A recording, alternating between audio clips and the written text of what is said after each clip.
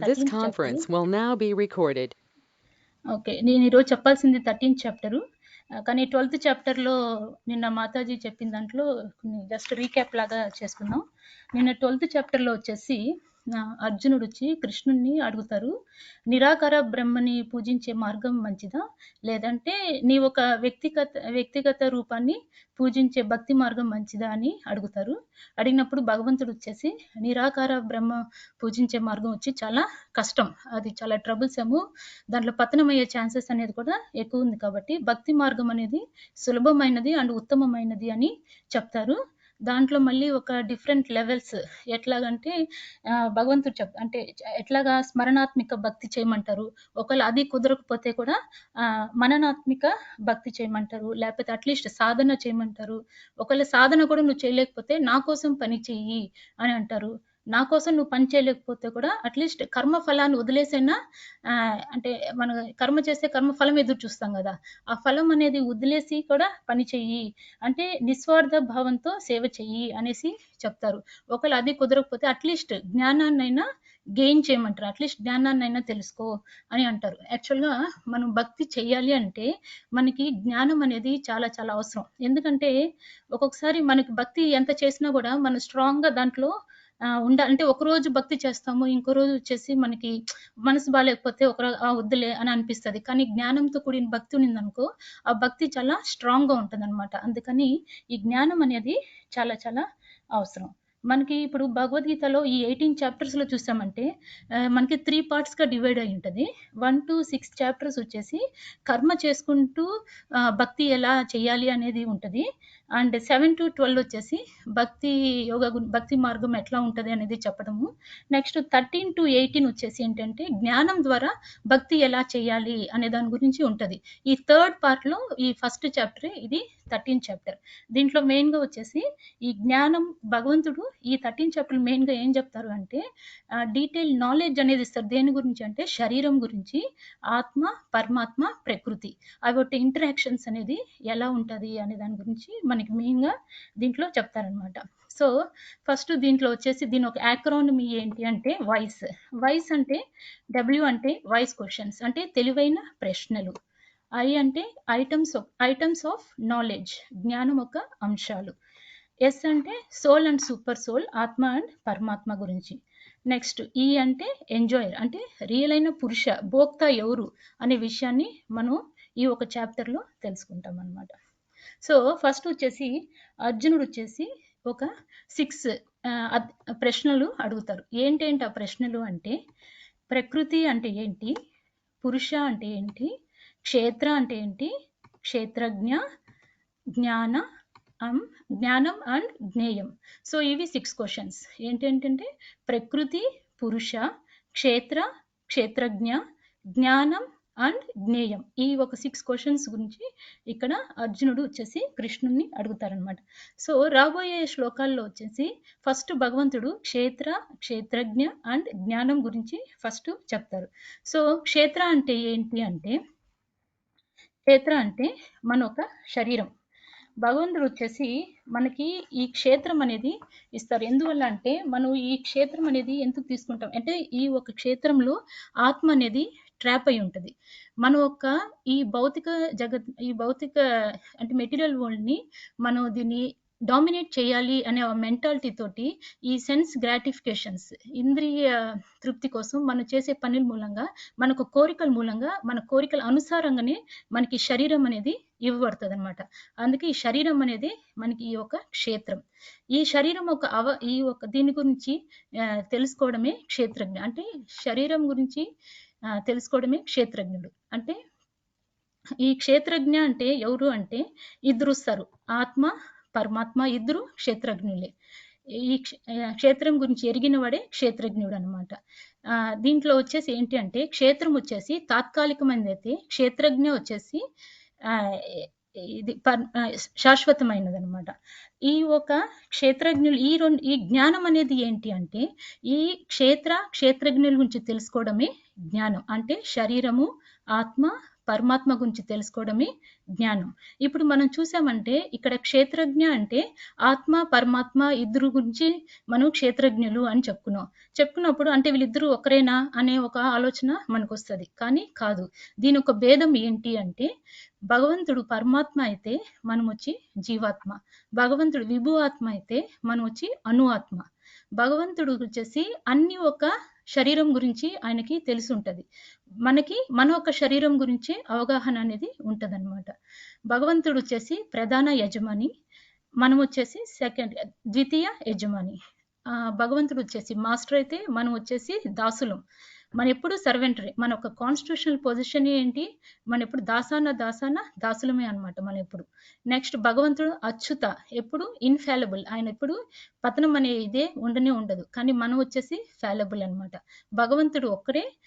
ఈ ఆత్మ అనేది వచ్చేసి లక్షల ఇన్యూమరబుల్ లెక్కలేనన్ని ఆత్మలు అనేది ఉన్నాయన్నమాట. సో భగవంతుడు సుపీరియర్ అయితే మనం వచ్చి సబార్డినేట్. సో క్షేత్రజ్ఞ అంటే ఇద్దరు వచ్చినప్పటికీ ఈ భేదం అనేది మనం తెలుసుకోవాలి.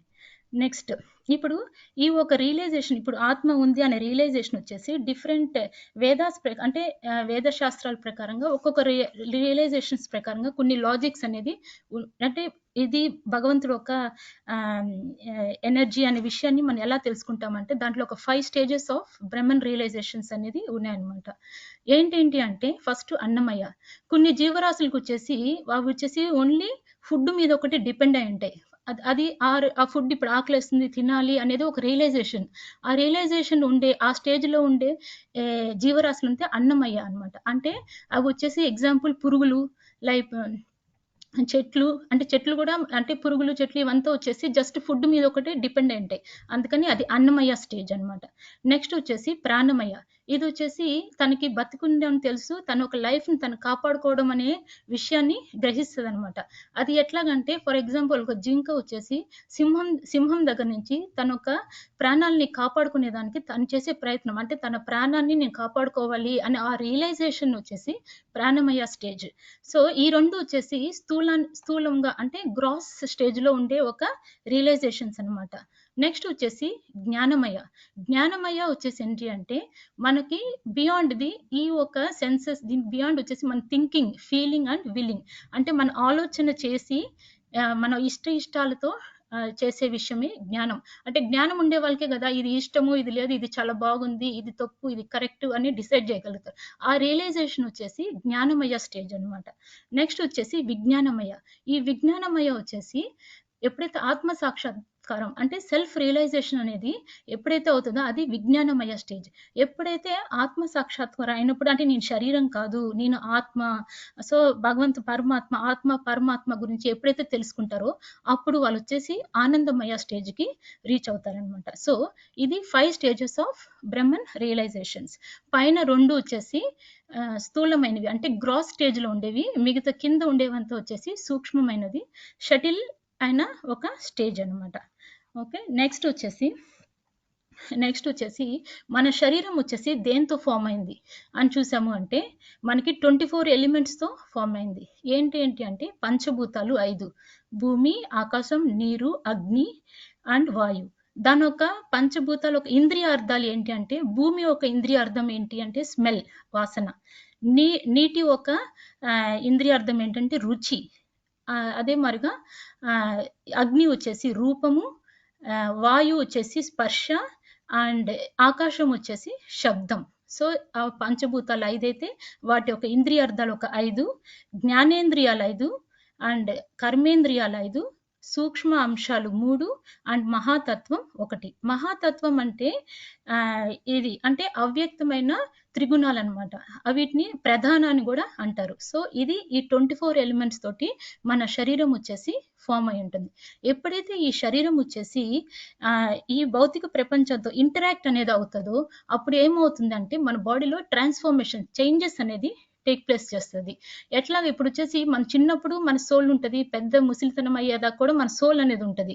కానీ మన చేంజెస్ అనేది దేనికొస్తది? ఓన్లీ శరీరానికొకటే మన చేంజెస్ వస్తది. కానీ ఆత్మకొచ్చేసి ఎటువంటి చేంజెస్ అనేది ఉండనే ఉండదనమాట. సో, ఎందువల్ల దీనికొస్తుందంటే బికాజ్ ఇదంతా ప్రకృతితో ఫార్మ్ అయింది. ఇది గ్రాస్. సో, అందుకని ఈ ఒక్క మన ఒక శరీరం వచ్చేసి 6 టైప్స్ ఆఫ్ చేంజెస్ అనేది తీసుకుంటుంది. ఏది అంటే పుట్టడము, పెరగడము, ఉండడము, తర్వాత రీప్రొడక్షన్ పిల్లలు కనడము, నెక్స్ట్ నశించడము, క్షీణించడము, తర్వాత నశించిపోవడం అనమాట. ఓకే. అట్లాగా మన 6 టైప్స్ ఆఫ్ చేంజెస్ అనేది మన శరీరము తీసుకుంటది. ఈ ఒక చేంజెస్ మనం ఎప్పుడైతే భౌతిక ప్రపంచం ఇంటరాక్ట్ అనేది అయినప్పుడు ఏమవుతది అంటే, మనం వచ్చేసి సుఖ దుఃఖాలు, ఇచ్చా, ద్వేషాలు ఇవన్నీ మనం వచ్చేసి అనుభవిస్తాం. మనం ఎందువల్ల అలా అనుభవిస్తాము అంటే, మనం వచ్చేసి మిస్ ఐడెంటిఫికేషన్ మన శరీరము అని అనుకునే దాని వల్ల ఏమవుతదంటే, మనం వచ్చేసి ఇవన్నీ త్రిగుణాలతో మనం ఇంటరాక్ట్ అయ్యేదాని వల్ల మనం ఈ ఒక్క కాజెస్ అన్ని కూడా మనం ఇంటరాక్ట్ చేసేదాని వల్ల ఇవంతా అన్ని అనుభవిస్తాం అనమాట. ఇట్లా అనుభవించేటప్పుడు ఏమవుతది మనకే మనకు తెలియకుండా కర్మ బంధనంలోకి మనం చిక్కుకుపోతాం. సో, ఇది వచ్చేసి ఇదే మన శరీరంలో వచ్చి చేంజెస్ అంటే క్షేత్రజ్ఞ గురించి ఇప్పుడు చెప్పారు. నెక్స్ట్ వచ్చేసి జ్ఞానం. జ్ఞానం అనేది ఏంటి అంటే, ఎప్పుడైతే మనం ముందర చెప్పుకున్నట్టు జ్ఞానం అనేది ఎప్పుడైతే శరీరము, ఆత్మ, పరమాత్మ గురించి తెలుసుకోవడమే జ్ఞానం. ఆ జ్ఞానము మనం తెలుసుకున్న తర్వాత అప్పుడు మనం ఒక జ్ఞానం మనం తెలుసుకున్నాము అంటే దాన్ని మనం ఇంప్లిమెంట్ చేయాలి మన లైఫ్‌లో. మనం ఇంప్లిమెంట్ చేయకపోతే ఆ జ్ఞానం మనం తెలుసుకున్నా కూడా ఎటువంటి ప్రయోజనం అనేది లేదు.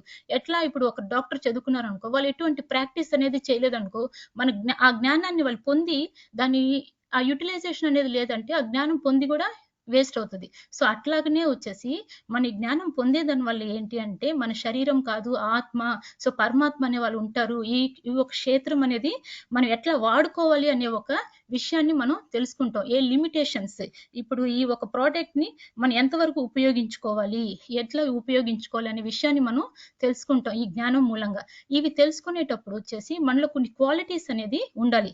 మనకి శ్రీల ప్రభుపాదుల వారు వచ్చేసి ఒక 20 క్వాలిటీస్ మనకి ఈ ఒక 8-12లో వచ్చేసి ఒక 20 క్వాలిటీస్ గురించి చెప్పున్నారు.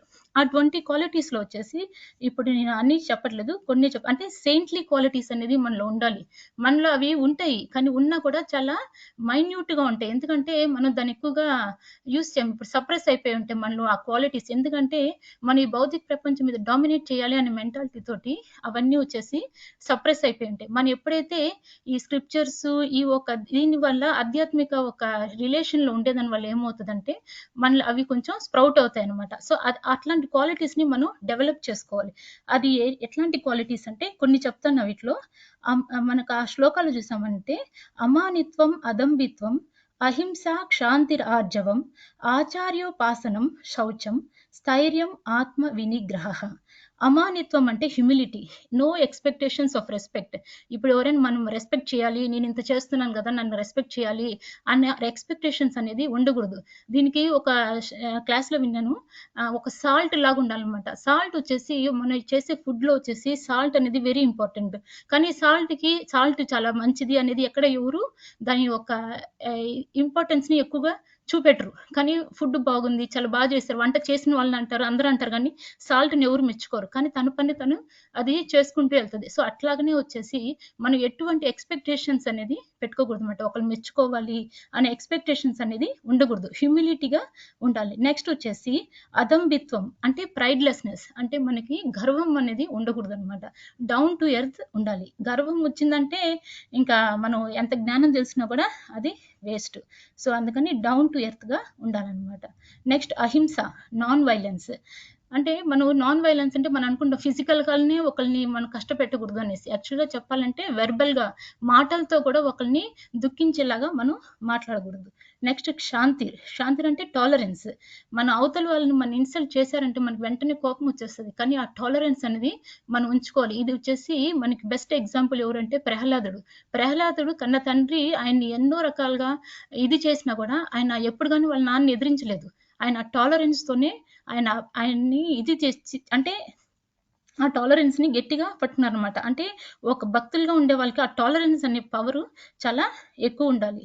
నెక్స్ట్ వచ్చేసి ఆర్జవం. ఆర్జవం అంటే సింప్లిసిటీ. స్ట్రైట్ ఫార్వర్డ్గా కొన్ని విషయాలు మనం స్ట్రైట్ ఫార్వర్డ్గా చెప్పాలి. అండ్ ఆల్సో డిప్లొమసీ అనేది ఉండకూడదు. మనం వచ్చేసి వాళ్ళకి ఇలా చెప్తేనే నచ్చుతుంది కాబట్టి మనం అలానే చెప్పాలి. అట్లాంటి విషయాలంతా అంటే కొన్ని విషయాలు శాస్త్రాల ప్రకారంగా ఇప్పుడు ఎట్లా 4 రెగ్యులేటివ్ ప్రిన్సిపల్స్‌లో ఏవైతే ఉందో, ఇప్పుడు ఆనియన్ గార్లిక్ తినకూడదంటే, పర్లేదులే మీరు ఇది తినేసేయండి, మీరు ఇది ఇదేయండి అని మనం అంటే మనం ఉండేది చెప్తాం. తర్వాత పాటించకుండా ఉండేది వాళ్ళ ఇష్టం. కానీ కొన్ని విషయాలు వచ్చేసి మనం స్ట్రైట్ ఫార్వర్డ్‌గా చెప్పడం అనేది చాలా చాలా ఇంపార్టెంట్. నెక్స్ట్ వచ్చేసి ఆచార్యోపాసనం. ఆచార్యోపాసనం అంటే ఆచార్యులు మనం సర్వ్ చేసేటప్పుడు ఆచార్యులకి, గురువులకి మనం సర్వ్ చేసేటప్పుడు మనకి ఎటువంటి ఒక మోటివేషన్ అంటే నేను ఇప్పుడు ఈయనకి సర్వ్ చేస్తే నాకు ఇది చేస్తారు అని మన ఒక ఎక్స్పెక్టేషన్స్ అనేది ఒక మోటివేషన్ లేకుండా మనం సర్వ్ చేయాలన్నమాట. నెక్స్ట్ శౌచం. శౌచం అంటే క్లీన్లీనెస్. బోత్ ఇంటర్నల్ గాను క్లీన్ చేసుకోవాలి, ఎక్స్టర్నల్ గాను క్లీన్ చేయాలి. ఎక్స్టర్నల్ గా అయితే అందరూ స్నానం చేస్తారు కాబట్టి అది ఆబ్వియస్లీ క్లీన్ అయిపోతుంది. కానీ ఇంటర్నల్ గా క్లీన్ చేసుకోవాలి అంటే ఏంటి అంటే ముఖ్యంగా మనం మైండ్‌ని ప్యూరిఫై చేసుకోవాలి. ఆ మైండ్ ప్యూరిఫై చేసేదానికి మనం ముఖ్యంగా వచ్చేసి ఒక 4 థింగ్స్ డైలీ చేయాలి. ఏంటేంటి అంటే chanting, reading scriptures, డేటీ worship and devotional service. ఇంకోటి ఏదో చెప్పాలనుకున్నాను, గుర్తు రావట్లేదు నాకు. అండ్ యాక్చువల్‌గా ఇది అసోసియేట్ అయ్యి ఉన్నామనుకో అందరితోటి ఆటోమేటిక్‌గా మన ఇవన్నీ కూడా మన మైండ్ ప్యూరిఫై అవుతాయన్నమాట. మైండ్ ప్యూరిఫై అయిందంటే ఇంకా మిగతా అన్నీ కూడా ఆటోమేటిక్‌గా ప్యూరిఫై అనేది అవుతుంది. నెక్స్ట్ వచ్చేసి స్థైర్యం. స్థైర్యం అంటే స్టెడీనెస్. స్టెడీనెస్ అంటే మనం ఆధ్యాత్మికంగా ముందుకెళ్ళేటప్పుడు వచ్చేసి మనకి ఎన్నో ఆటంకాలు, భౌతికంగా కొన్ని విషయాలు ఇట్లా చేయాలి, అట్లా చేయాలి, ఏదో ఒకటి ఆటంకాలు అనేది వస్తూ ఉంటాయి. కానీ మన ఎన్ని ఆటంకాలు వచ్చినా కూడా డిటర్మైన్డ్‌గా ఉండడం అనేది చాలా ఇంపార్టెంట్. ఈరోజు ఈ పని చేయాలి, ఈరోజు ఈ చాంటింగ్ చేయాలి అంటే ఆ డిటర్మినేషన్ అనేది అది మనలోనే ఉండాలి. ఆ డిటర్మినేషన్ ఎలా అవుతుందంటే సెల్ఫ్ కంట్రోల్. అదే ఆత్మ వినిగ్రహ అని ఉంది. అంటే సెల్ఫ్ కంట్రోల్. మనం ఏదైనా మనకి భక్తి చేసేటప్పుడు కొన్ని ఫేవరబుల్ కండిషన్స్ వస్తది, ఒకటి అన్‌ఫేవరబుల్ కండిషన్స్ వస్తది. ఆ అన్‌ఫేవరబుల్‌గా వచ్చినప్పుడు వచ్చేసి దాన్ని మనం రిజెక్ట్ చేసే ఇది మన కంట్రోల్ ఉండాలి. Self control. ఓకే. మళ్ళీ వాళ్ళు ఏమైనా అనుకుంటారేమో అనేసి మనం వాళ్ళతో ఇది అవ్వడం అనేది ఉండకూడదనమాట. మనం వచ్చేసి దాన్ని రిజెక్ట్ చేసే ఒక విషయాన్ని కూడా మనం ఉండాలి. నెక్స్ట్ వచ్చేసి ఇంద్రియార్థేషు వైరాగ్యం. ఇంద్రియాలని కంట్రోల్ చేయడం అనేది చాలా చాలా ఇంపార్టెంట్. మనకి ధర్మరాజు ప్రభు చెప్పారు, ఇంద్రియాల్లో ఏది కంట్రోల్ చేసినా టంగ్ అనేది చాలా ఇంపార్టెంట్, కంట్రోల్ చేయాలి. టంగ్ కంట్రోల్ చేయలేకపోతే చాలా చాలా కష్టం. టంగ్‌ని ఎలా కంట్రోల్ చేయాలి అనేసి కూడా ప్రభు చెప్పారు. ప్రభు వచ్చేసి ఏం చెప్పారంటే ప్రసాదం తీసుకోవడం అనేది ఒకటి. నెక్స్ట్ భగవంతుడి నామాన్ని మనం చెప్పడం. హరే కృష్ణ కృష్ణ కృష్ణ హరే హరే, హరే రామ రామ రామ హరే హరే. సో టంగ్‌ని కంట్రోల్ చేయడం అనేది చాలా చాలా ఇంపార్టెంట్. సో ఇట్లాంటి విషయాలంతా కూడా దీంట్లో మెయిన్‌గా వచ్చేసి ఈ 20 క్వాలిటీస్ గురించి మనకు 8-12లో చెప్పారు. ఇప్పుడు అవన్నీ చెప్తే టైం అయిపోతుంది అనేసి నేను ఇక్కడితో ఈ ఒక క్వాలిటీస్ గురించి ఇక్కడ ఆపేస్తున్నాను. ఒకే ఒక ఇది ఇంపార్టెంట్‌గా నేను ఇందాక కులశేఖర్ ఇది చూసేటప్పుడు చదివాను. దాంట్లో ఇంద్రియాలు అనేది ఎట్లా ఉపయోగించాలి అనే దానికి ఒక శ్లోక ఉంది. ఆ శ్లోక వచ్చేసి 34th శ్లోక మన కులశేఖర ఆళ్వార్ దాంట్లో వచ్చేసి చేతశ్చింతయ కీర్తయస్వ రసనే నమ్రీభవత్వం శిరో హస్తావంజలి సంపుటం రచయితుం వందస్వ దీర్ఘం వపుః ఆత్మన్ సంశ్రయ పుండరీక నయనం నాగజ్జలేంద్ర స్థితం ధన్యం పుణ్యతమం తమేవ పరమం దైవం హి సత్సిద్ధయే. అంటే దీంట్లో సింపుల్ గా చెప్పేస్తాను. మన మైండ్కి చెప్పుకోవాలి, ఎప్పుడు మనం వచ్చేసి భగవంతుడు ఒక లోటస్ సైడ్ భగవంతుడి గురించే తలుచుకోవాలి అని మన మైండ్కి చెప్పుకోవాలన్నమాట. నెక్స్ట్ వచ్చేసి మన టంగ్కి చెప్పుకోవాలి, ఎప్పుడు మనం భగవంతుడిని గ్లోరిఫై చేయాలి అనేసి. మళ్ళీ మనం హెడ్కి చెప్పుకోవాలన్నమాట, మన తలకి ఎప్పుడు భగవంతుడికి ఎప్పుడు తల ఉంచి నమస్కరించుకుంటాను అనేసి. నెక్స్ట్ మన చేతులు చెప్పుకోవాలి, ఎప్పుడు ఈ చేతులు వచ్చేసి భగవంతుడు ఒక ప్రేయర్స్కే ఉపయోగిస్తాను అని. మన ఒక బాడీకి చెప్పాలి, ఎప్పుడు భగవంతుడికి వందనం చేసేదానికి ఈ ఒక శరీరాన్ని ఉపయోగించాలి. మన ఒక హార్ట్కి చెప్పాలి, ఎప్పుడు భగవంతుడు ఒక షెల్టరే మనం తీసుకోవాలి. అంటే ప్రతి ఒక్క ఇంద్రియాలను వచ్చేసి భగవంతుడు దానికే ఎట్లా ఉపయోగించాలి అనే దాని గురించి మనం ఈచ్ అండ్ ఎవ్రీ ఇంద్రియాలకి మనం చెప్పుకుంటూ ఉండాలన్నమాట. సో అట్లా చెప్పుకుంటూ ఉంటేనే ఒక్కొక్క ఇంద్రియము అంటే మన ఇంద్రియాలు మన కంట్రోల్లో ఉండాలి, ఇంద్రియాల కంట్రోల్లో మనం ఉండకూడదు అనమాట. మనము అంటే సోల్ వచ్చేసి షుడ్ బి ద కింగ్. ఇంద్రియాలని కంట్రోల్ చేసేలాగా సోల్ ఉండాలి. మనం వచ్చేసి ఇంద్రియాలకి వశం అనేది అయిపోకూడదు. సో ఈ క్వాలిటీస్ అన్ని మీరు ఒకసారి ప్రభుపాదుల బుక్ అంటే ఇప్పుడు బుక్లో చదివితే మీకు ఇవన్నీ ఇంకా క్లియర్గా బాగా రాస్తున్నారు. అది నేను ఇప్పుడు అన్నీ చెప్పలేకపోతున్నాను. ఓకే, సో ఈ యొక్క ఎప్పుడైతే మనం ఒక జ్ఞానాన్ని తెలుసుకున్నామో దాన్ని కల్టివేట్ చేసుకుంటూ ఉంటేనే అదే నిజమైన అసలైన జ్ఞానం అన్నమాట. ఇప్పుడు దాంట్లో చెప్పిన 20 క్వాలిటీస్ వచ్చేసి దానికి మించి ఇంకే విషయాలు ఉన్నా కూడా అది అంతా అజ్ఞానం కిందకే వస్తుంది అనేసి ప్రభుపాదుల వారు చెప్పున్నారు. ఓకే, నెక్స్ట్ వచ్చేసి జ్ఞేయం. సో జ్ఞేయం అంటే ఏంటి? ఎప్పుడైతే మన జ్ఞానం అనేది తెలుసుకున్నామో మళ్ళీ మన ఒక లక్ష్యం ఏంటి అని తెలుసుకోవడమే ఈ జ్ఞేయం. సో మనకి తెలియాలి అంటే దీన్ని తెలుసుకునే దాని వల్ల ఏంటి ఉపయోగం, ఇప్పుడు ఆ జ్ఞానాన్ని నేను పొందేదాని వల్ల నాకు ఏంటి ఉపయోగము అని మనం ఆలోచించినప్పుడు ఇప్పుడు మనం చెప్పవచ్చు ఈ జ్ఞానం వచ్చేసి మనం ఇప్పుడు ఈ భౌతిక ప్రపంచంలో ఉండేదాని వల్ల ఇదంతా వచ్చేసి దుఃఖాలయం అశాశ్వతం, ఇక్కడ మనం సంతోషంగా ఉండాలి అని అనుకోవడం అనేది ఒక ఫులిష్నెస్. ఇది దుఃఖాలయం కాబట్టి ఆబ్వియస్లీ మనకి సుఖ దుఃఖాలు అనేది వస్తూనే ఉంటది. సో మెయిన్ ఇక్కడ మనం అట్లాంటి ఒక దాంట్లో కూడా మన ఈ ఒక ఈ ఒక లైఫ్ ని మనం రిలీజ్ చేసుకోవాలి అంటే మనకి జ్ఞానం ద్వారానే మనం దీన్ని రిలీజ్ చేసుకొని తర్వాత మన దీంట్లో నుంచి ఎలా మనం బయటపడి భగవంతుడు ఒక ధామానికి చేరాలి అనేది మన ఒక జ్ఞేయం, మన ఒక గోల్ అదే అన్నమాట. సో ఇక్కడ ఆత్మ గురించి తెలుసుకోవాలంటే మనం వచ్చేసి బ్రహ్మన్ అంటే ఇప్పుడు దానికి బిగినింగ్ లెస్ అంటే దానికి వచ్చేసి ఆది అంతం లేనిది, ఎప్పుడు శాశ్వతమైనది, భగవంతుడికి ఎప్పుడు అది సబార్డినేట్. సో ఆత్మ పరమాత్మ గురించి మనం ఇంకా క్లియర్గా తెలుసుకోవడమే ఇది ఒక జ్ఞేయం అన్నమాట. సారీ, నెక్స్ట్ వచ్చేసి భగవంతుడు ఒక క్వాలిటీస్ ఏంటి అనేది మనం తెలుసుకోవాలి.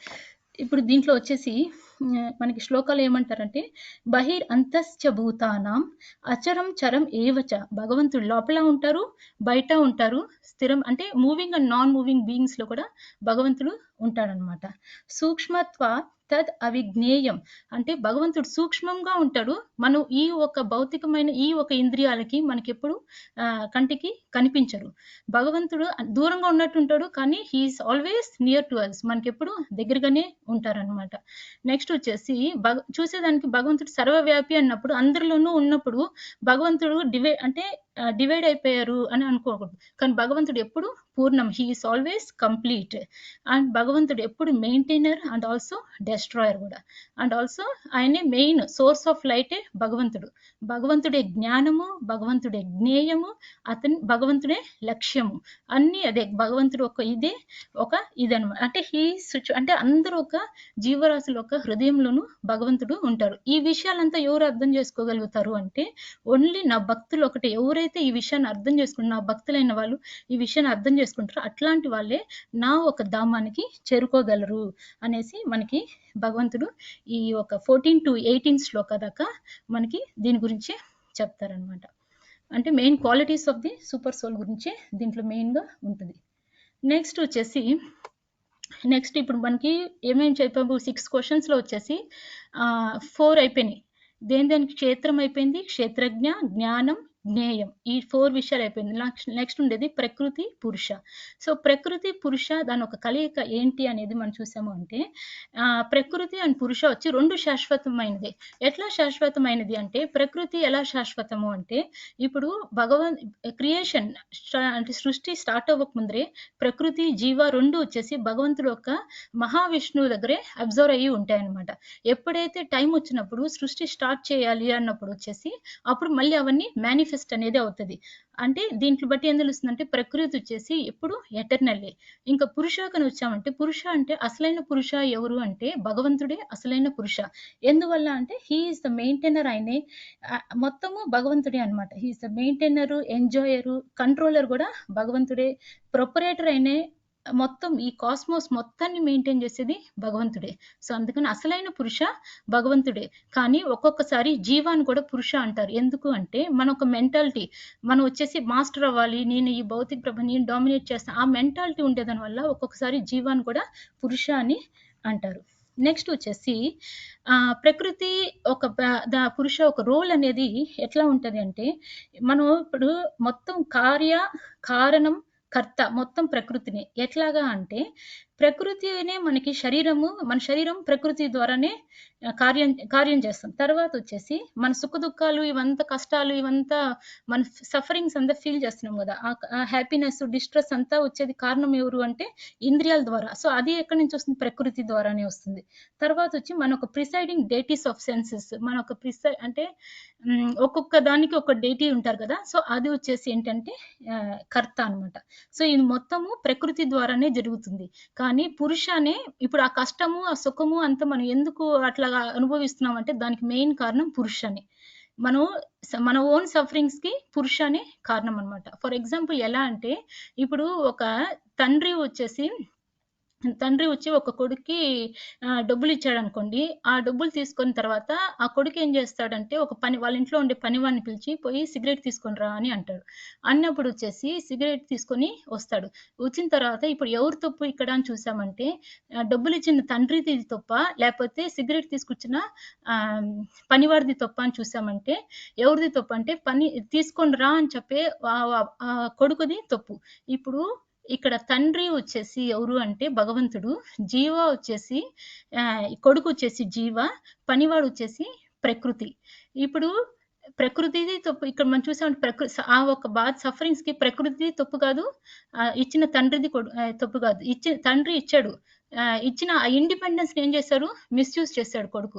నా ఇష్ట ప్రకారంగా నాకు ఇచ్చారు కాబట్టి నేనే ఎంజాయ్ చేయాలి అన్న ఉద్దేశంతో ఎప్పుడైతే చేస్తామో దాని మూలంగా ఆ మిస్ ఐడెంటిఫికేషన్, ప్రకృతితోటి మన మిస్ ఐడెంటిఫికేషన్, ఇది నా ఎంజాయ్మెంట్ కోసమే ఇచ్చారు అని ఆ మైన్యూట్ ఇండిపెండెన్స్ ని మిస్యూజ్ చేసేదాని వల్లనే మనం వచ్చేసి మిగతా ఒక జీవరాశుల్లోకి అంటే వేరే వేరే జీవరాశుల్లోకి మనం పోవాల్సి వస్తుంది అనమాట. ఎన్ని జీవరాశుల్లోకి అంటే 84 lakh స్పీషీస్ ఎన్ని యోనిలు ఉన్నప్పటికీ కూడా భగవంతుడు అన్ని యోనిలోనూ కూడా మనకి పరమాత్ముడుగా మనకి అకంపెనీ అనేది చేస్తారు. సో ఇది ప్రకృతి పురుష ఒక ఎప్పుడు ప్రతి దాంట్లో కూడా ప్రకృతి పురుష ఒక యూనియన్ అనేది ఉంటూనే ఉంటది అనమాట. నెక్స్ట్ లాస్ట్ వచ్చేసి పురుష. ఈ పురుష అనేది చూసామంటే రియల్ పురుష ఎవరు అంటే ఇక్కడ భగవంతుడు. మనం వచ్చేసి 23rd శ్లోకాలో చూసామంటే మనకి క్లియర్ గా రాస్తారు. ఎట్లాగంటే ఉపదృష్టానుమంతచ్చ భర్త భోక్త మహేశ్వర. సో ఉపదృష్ట అంటే ఓవర్సియర్ అంటే సూపర్విజన్, భగవంతుడే సూపర్విజన్ అనేది చేస్తారు. నెక్స్ట్ అనుమంత అంటే భగవంతుడే అందరికి. ఇప్పుడు భగవంతుడు ఒక అనుమతి లేనిది మనం ఒక్క పని కూడా చేయలేము. సో అందుకని పర్మిషన్ ఇచ్చేది భగవంతుడే. భర్త అంటే భగవంతుడే మాస్టరు, భోక్త కూడా భగవంతుడే, మహేశ్వర యజమాని, మొత్తం అన్నిటికీ యజమాని కూడా భగవంతుడే. సో అందుకని రియల్ పురుష ఎవరు అంటే భగవంతుడు ఒక్కరే. కానీ భగవంతుడు ఇప్పుడు పురుష అంటే మనం ఇందాక చెప్పుకున్నాము, ఆత్మ పరమాత్మని ఇద్దరు జీవ కూడా వస్తారని చెప్పుకున్నాం. సో కానీ భగవంతుడు వచ్చేసి ఎప్పుడు దేంతో ఎంటాంగిల్ అనేది అవరు అనమాట. ఎందుకంటే మనం ముందర చదువుకున్నాక జన్మ కర్మచ మే దివ్యం, భగవంతుడు ఒక జన్మ కర్మ మొత్తం వచ్చి దివ్యమైనది. సో అందుకని ఆయన దేంట్లోకి ఎంటాంగిల్ అనేది అవరనమాట. నెక్స్ట్ వచ్చేసి ఎవరైతే ఈ విషయాన్ని ప్రకృతి గురించి పురుష గురించి ఈ గుణాల గురించి ఎవరైతే తెలుసుకుంటారో అట్లాంటి వాళ్ళు వచ్చేసి ఈ ఒక సైకిల్ బర్త్ అండ్ డెత్ సైకిల్లోకి రారనమాట. నెక్స్ట్ ఈ ఒక జ్ఞానాన్ని తెలుసుకునే దాని వల్ల వచ్చేసి అంటే ఇంటెలిజెంట్ పర్సన్సే ఈ విషయాన్ని తెలుసుకొని ఈ భౌతిక ప్రపంచం నుంచి బయటపడి భగవంతుడు ఒక ధామానికి చేరుకోగలుగుతారు. ఇక్కడ ఇంటెలిజెంట్ పర్సన్స్ అంటే భౌతికమైన ఇంటెలిజెన్స్ ఉండేవాళ్ళు కాదు. ఇక్కడ వచ్చేసి ఆధ్యాత్మికమైన జ్ఞానాన్ని అంటే శరీరానికి ఆత్మకి పరమాత్మకు ఉండే భేదము ఇవన్నీ ప్రకృతి గురించి పురుష గురించి తెలుసుకునే వాళ్ళనే ఇంటెలిజెంట్ పర్సన్స్ అని ఇక్కడ మీన్ చేశారనమాట. సో అట్లాంటి వాళ్ళే వచ్చేసి ఈ ఒక దాంట్లో నుంచి బయటపడి భగవంతుడు ఒక ధామానికి చేరుకోగలుగుతారు. సో మనకి భగవంతుడు ధామానికి చేరుకునే దానికి చాలా యోగాసనం, ఇప్పుడు ధ్యాన యోగ, అష్టాంగ యోగ, సాంఖ్య యోగ, నిష్కామ కర్మ యోగ ఇవన్నీ ఉన్నాయి. ఇన్ని యోగాలు ఉన్నప్పుడు కూడా భగవంతుడికి ఏం చెప్తారంటే భక్తి అనేది ఈజియెస్ట్ ప్రాసెస్. ఇప్పుడు మనకు ముందర నిన్న మాతాజీ చెప్పేటప్పుడు కూడా భక్తి అనేది చాలా ఈజీ ప్రాసెస్, అదే మనం చేయాలి అనేసి. కానీ ఈ భక్తిని మనం ఎట్లా ఇంప్రూవ్ చేసుకోగలుగుతామంటే హియరింగ్. మనం ఆ హియరింగ్ అనేది ఎవరి దగ్గర నుంచి చేయాలి? ఆ పరంపరలో నుంచి మనం విన్నప్పుడే దాని ఒక రియల్ టేస్ట్. ఇప్పుడు ఎట్లా తిరుపతి లడ్డు అంటే మనం ఇంకెక్కడైనా షాప్ లో చేసి ఇది తిరుపతి లడ్డు అంటే మనకు దాని టేస్ట్ తెలియదు. బికాస్ అది రియల్ టేస్ట్ ఏంటి అంటే ఆ ఒక పరంపరల నుంచి వచ్చినప్పుడే మన ఆ తిరుపతి లడ్డు ఏ ఊర్లో పోయి ఇచ్చినా కూడా మనం ఆ తిరుపతి లడ్డు టేస్ట్ మనం తీసుకోగలుగుతాం ఎట్లా అనేసి. కానీ ఇంక ఏ ఒక్క దగ్గర మనం చేసినా కూడా దాని టేస్ట్ అనేది ఉండదు. సో అందుకని మన ఒక ఆ హియరింగ్ అనేది ఏంటంటే, మనం ఆ exact scriptures as it is Bhagavad Gita as it is అంటే ఆ పరంపరల నుంచి మనం విన్నప్పుడే దానొక ఆహ్, అంటే వాళ్ళు చెప్పే వాళ్ళొక షెల్టర్ తీసుకోవడము, వాళ్ళొక ఫుడ్ స్టెప్స్ ఫాలో అయ్యేదాని వల్ల మన భక్తి అనేది ఇంప్రూవ్ అవుతది. అందుకే చైతన్య మహాప్రభు కూడా స్ట్రెస్ చేసి చెప్తారు. Hearing as the important process అనేది. ఇప్పుడు నవవిధ భక్తి కూడా శ్రవణం అనేది ఫస్ట్. సో, మనం నిద్రపోయేటప్పుడు కూడా మనకెప్పుడు యాక్టివ్‌గా ఉండేది ఏది అంటే మన ఒక చెవులు. సో, అందుకని హియరింగ్ అనేది వెరీ, వెరీ ఇంపార్టెంట్ అనమాట. ఓకే. నెక్స్ట్ ఇప్పుడొచ్చేసి ఇప్పుడు భగవంతుడు మనకి 6 క్వెషన్స్‌కి ఆన్సర్ చెప్పేసారు. 6 క్వెషన్స్‌కొచ్చేసి ఫస్ట్ క్షేత్రం అంటే శరీరము. శ శరీరం గురించి ఎరిగినవాడే క్షేత్రజ్ఞుడు. ఆ ఒక క్షేత్రజ్ఞుడి గురించి తెలుసుకోవడమే జ్ఞానము. జ్ఞానం ఒక లక్ష్యమే జ్ఞేయము. ప్రకృతి అంటే భౌతిక ప్రకృతి. పురుష అంటే పరమాత్మ. ఇప్పుడు 6 క్వెషన్స్‌కి ఆన్సర్ చెప్పేసారు. 6 క్వెషన్ ఆన్సర్ చెప్పేసిన తర్వాత మనం ప్రతి విషయాన్ని ఎట్లా చూస్తాము? జ్ఞాన చక్షుస్తోటి మనం చూస్తాం. ఇప్పుడు ఎట్లాగా మనం చిన్నప్పుడు ఒక హిస్టారికల్ ప్లేసెస్‌కి మనం వెళ్ళినప్పుడు వచ్చేసి మామూలుగా కొన్ని విషయాలు చూసామంటే, "ఏం చూసావు?" అని చిన్నప్పుడు అడిగినప్పుడు నేను చెప్పేదాన్ని. అప్పుడు "ఏం లేదు అక్కడ చిన్న బొమ్మలున్నాయి.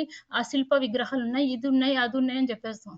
అదే గనక మనకి ఎవరైనా గైడ్ మూలంగా దాని ఒక ప్రాముఖ్యత ఏంటి అని చెప్పినప్పుడు, మనకి దాన్ని చూసే విజను దాని ప్రతి ఒక్కదాన్ని గూడా మనం దాన్ని అనుభవించి చూడగలం. రిలీజ్ చేయగలుగుతాం అనమాట. ఆ ఒక చిన్న విషయం ఒక ఇరిగిపోయిన ఏనుగున్నా గూడా దాన్ని రిలీజ్ చేసి మనం దాని నుంచి చూడగలుగుతాం. సో, అట్లాగనే ఎప్పుడైతే ఈ జ్ఞానాన్ని మనం తెలుసుకున్న తర్వాత ప్రతి విషయాన్ని కూడా మన జ్ఞాన చక్షుల ద్వారానే మనం అంటే ప్రకృతిని అంతా గూడా జ్ఞాన చక్షుల ద్వారానే చూస్తామనమాట.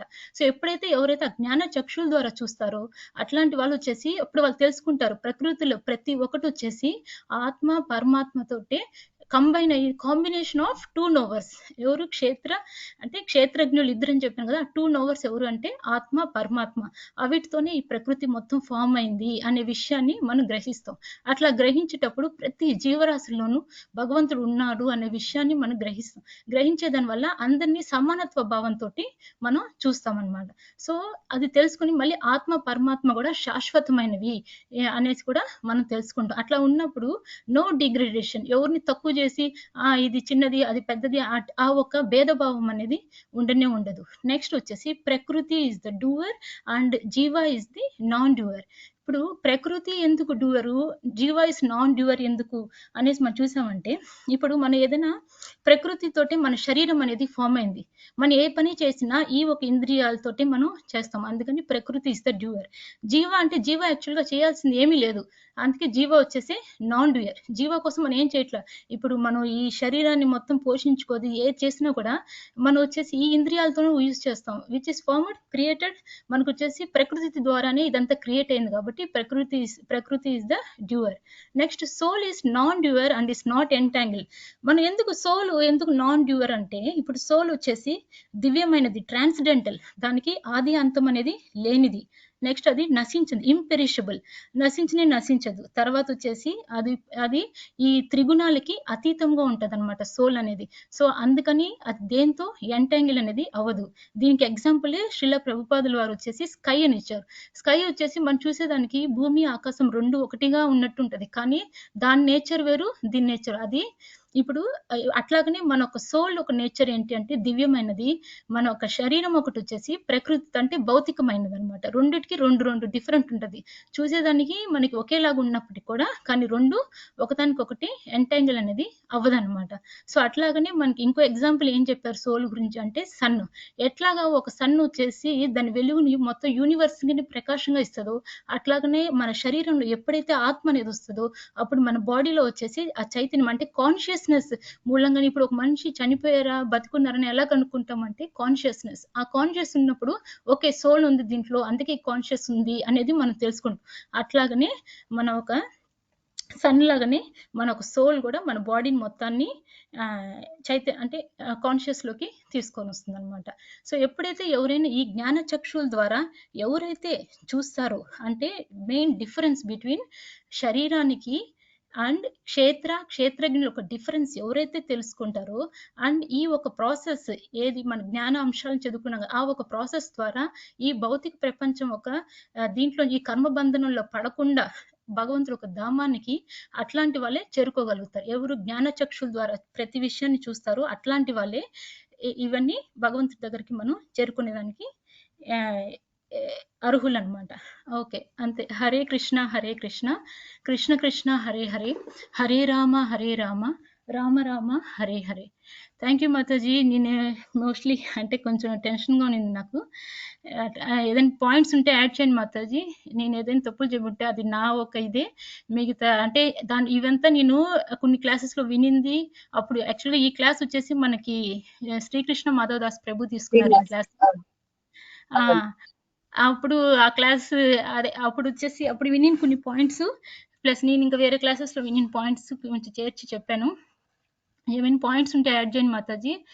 తప్పులు ఉంటే క్షమించండి. Thank you. హరే కృష్ణ మాతాజీ. ఏమి తప్పు లేవు, అన్ని కవర్ చేసావు. చాలా బాగుంది. పవర్ పాయింట్ ప్రెజెంటేషన్ కూడా చాలా ఎక్సలెంట్ గా తయారు చేసావు. కవర్ చేయని పాయింట్ అంటూ ఏం లేదు. కొన్ని ఒక్కటేంటంటే ఇంపార్టెంట్ శ్లోక మనకి ఉన్నాయి కదా, 8 to 12 ఏదైతే మాతాజీ చెప్పారు అది అంటే అన్ని పాయింట్స్ కవర్ చేయలేదు బికాజ్ టైం గురించి అని. ఇంకోటి 13 చాప్టర్ లో 22 శ్లోక అనేది అది 22, 23 కూడాను బాగా ఇంపార్టెంట్ శ్లోకాస్ మనకి.